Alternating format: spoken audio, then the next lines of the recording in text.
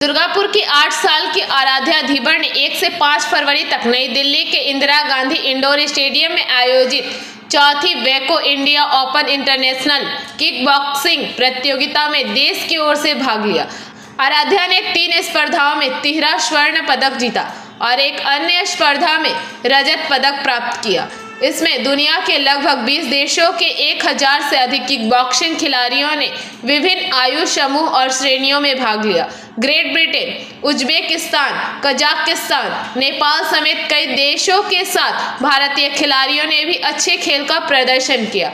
इनमें से एकमात्र खिलाड़ी के रूप में दुर्गापुर की आराध्या ने 3 स्वर्ण पदक जीतकर रिकॉर्ड बनाया।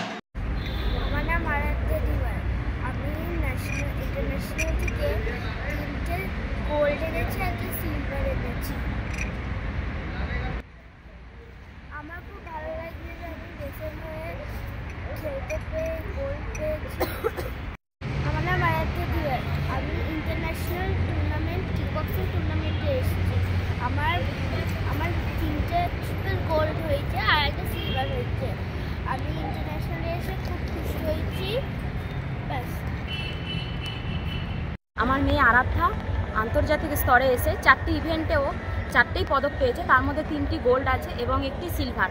আমরা দুর্গাপুরবাসী হিসাবে আমার মেয়ের জন্য আমরা খুব গর্বিত এবং ও আশা করি আগামী দিনে ও বিদেশেও খেলতে যাওয়ার সুযোগ পাবে, এটাই আশা করছি।